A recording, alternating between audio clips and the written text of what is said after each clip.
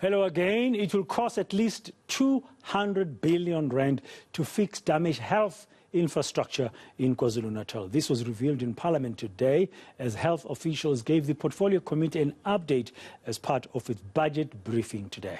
The department says it's also concerned about an outbreak of disease. Lindsay Detlinger is joining us now with more on this. Good afternoon, Lindsay. Thank you very much for your time. Now, the health minister was on the ground in KZN on Tuesday, similar to other cabinet ministers. What is the extent of the damage his officials say they have determined to the health infrastructure in KZN?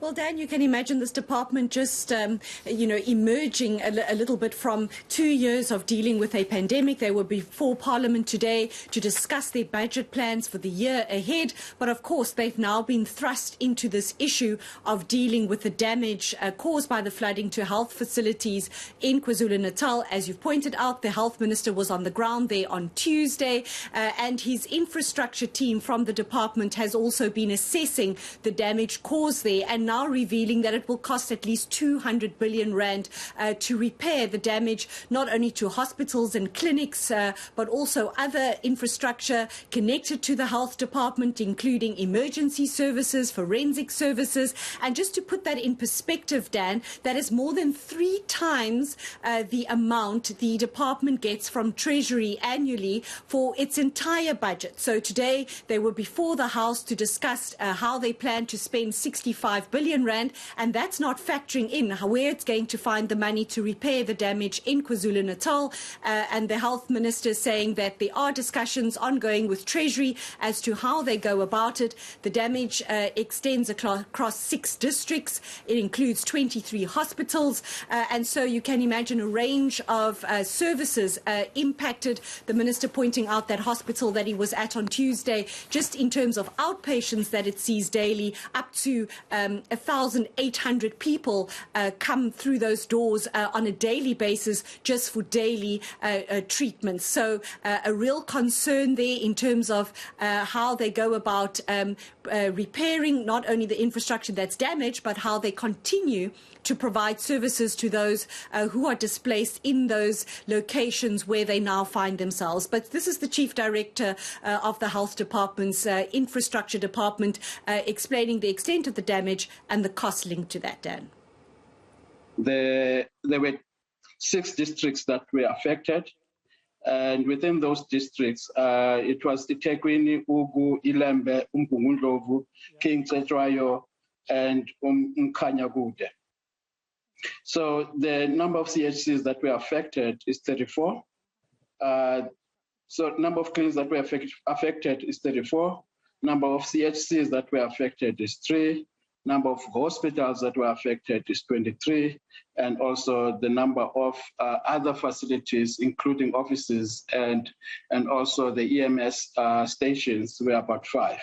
The budgeting that is going to be required to fix the damage is about 200 billion. It was quantified by the engineers that belongs to the Department of Health. So that's basically the overview picture in terms of the facilities that were affected by the flooding. Now, Lindsay, besides the damage to infrastructure, other health-related concerns, I understand, in the province, including the conducting of autopsies. What did the officials say?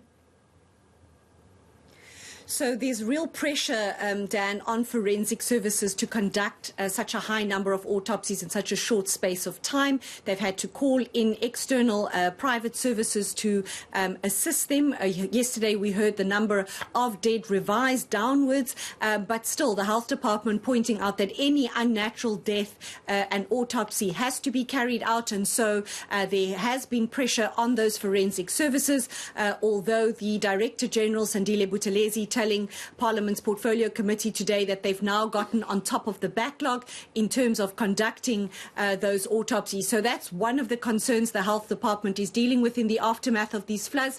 Another that they're dealing with, Dan, is the fear of outbreak of enteric disease, diseases like cholera and a range of E. coli-related infections. And so that is their real concern now, because people don't also have access to a clean water supply. water supply obviously also a problem at these health facilities, and so that's their real concern now, is to keep safe and keep up the standard of health of those people who have been displaced, who don't have access to clean water sources, and to ensure that they get the services that they need, so that they can prevent an outbreak of these kinds of diseases that are linked, waterborne diseases that are linked to situations like these. And then not forgetting that as we head into winter months, that we also have the COVID-19 pandemic still to consider. Those numbers are on the rise, and the Health Department also telling Parliament today that there seems to be a complacency among South Africans about